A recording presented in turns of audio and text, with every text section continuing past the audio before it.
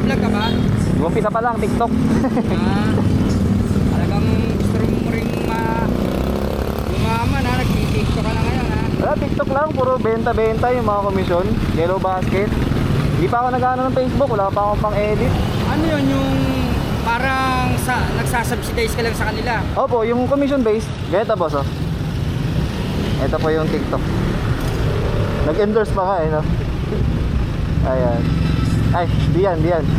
Ayan yung mga ganyan no. Kunyari, pyesa sa motor. Ayan, may commission ka ng 20 kada benta. Ito Wala. ganito karami yan. Per piece. Ha? Per piece. Per piece 20. Magkano isa niyan? 200. Ano ba yan? Yung parang ano lang po, yung panglagay lang sa plaka. Yan, fully paid, ganun. Tapos may mga helmet din, ganun. Mga pyesa. Depende kung anong gusto mo ilagay. Pag naka 1K, ano ba yan? Paano ka kumukuha kung halimbawa, kanino ka magsasubsidize niyan halimbawa?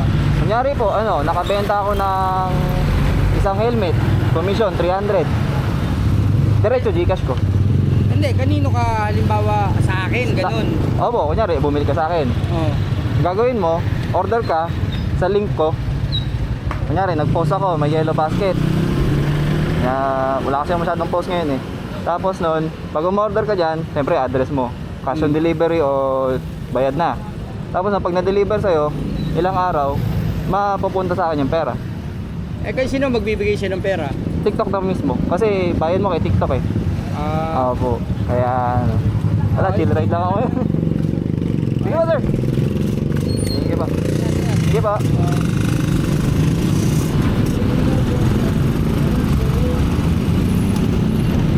So, ayun. May content tayo for tonight. Thank you kay Chip.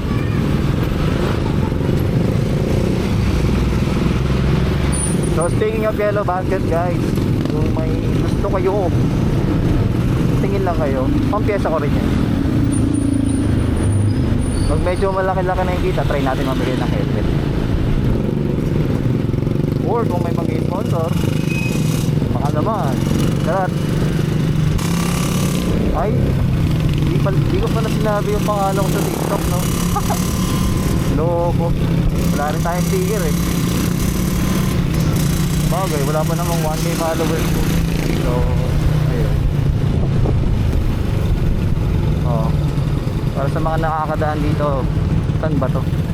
Kabisado ko lang yung daan eh. Hindi ako magaling sa pangalan ng mga street like Manalo, yung ano. Ayan, kakahiling ko ng ma-checkpoint. Napagbigyan.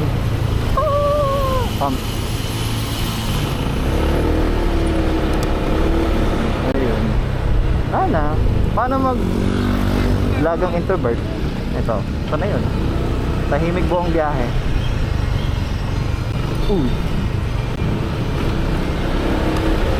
So speaking of MDL guys, para sa ating motor na si Guard PCX, gusto ko talaga yung Senlo T1, yung flat type. Though yung X1 maganda rin naman. Yung X2 na dalawang valve, bali 4 siya. Kailanganin mo pa ng bracket yung nakalabas sa motor mo. Pero kanya-kanya naman tayong taste pagdating sa ganyan. So ayun, T1 muna ako para sa loob lang ng motor. Then sa busina naman, either via yung most common na